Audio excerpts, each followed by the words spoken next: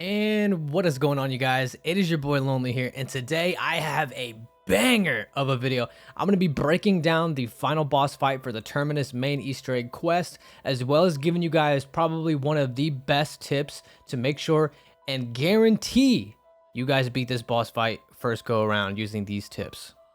I have tried this boss fight at least 3 to 4 times, and every single go around I would get to near the final boss would have like an inch of health left, and then bam, I would just get one-shotted and then I would just die. Now with this major tip, you can do this solo, you can do this with a squad. It's honestly better with a squad. As you can see already, look at the health bar. This thing is diminishing quickly, and the number one thing that we are using right now, as you can tell, I am rocking these dual wield pistols. Fully pack-a-punched, legendary rarity.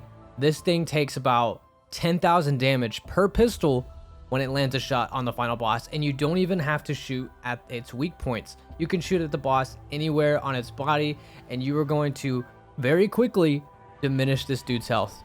So if you have 3 different players rocking these dual wield pistols, fully pack-a-punched, legendary rarity, you're going to be doing over 60,000 worth of damage, which is absolutely insane, because this boss fight is definitely probably one of the harder boss fights I think I've ever done in a main Easter egg quest line. So what these pistols are, you are going to want to make a zombie weapon build with the GS45. Now, do keep a note that you are going to have to level up these pistols enough to where you can actually run a Kimbo on them. You don't need to put a Kimbo on them. I just highly recommend it just for the amount of damage you can do, especially with 3 players all rocking akimbo pistols. Now, the reason why you want to go ahead and create a weapon build for them in the gunsmith, and I'm going to show you that right now. The reason why you want to go ahead and do this is because on Terminus, in the spawn room, as soon as you spawn in, you can go ahead and buy the GS45 right off the wall, and as soon as you buy it, it's already going to be uncommon rarity, so you won't have to waste your salvage upgrading the pistols to green. Now, a few more tips for this boss fight.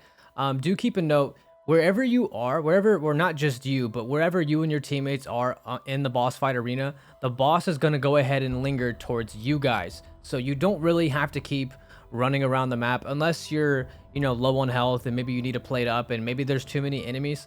But in all honesty, if you stick around this beginning part of the boss arena, he will do the work for you. He will take out the zombies for you. Just be careful with his tentacles. He will continue to slam down on the ground, so if you need to, just kind of venture off between those two I keep calling them dumpsters. They're not dumpsters, but they're like little crates. You can keep running back and forth between the 2 crates in the beginning of the boss fight.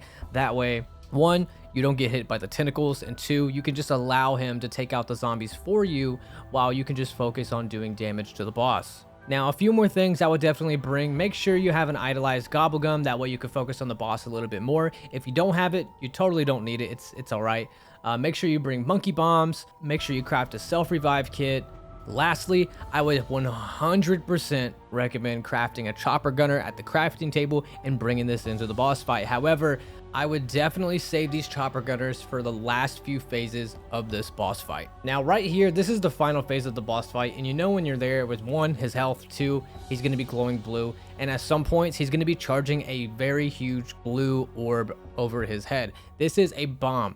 Make sure you guys are hiding behind those containers on either side, or you can just jump in the water. It doesn't really matter. In all honesty, I don't really recommend jumping in the water too much, because he can have these like green gas clouds spawn in the water, which could give you a potential down.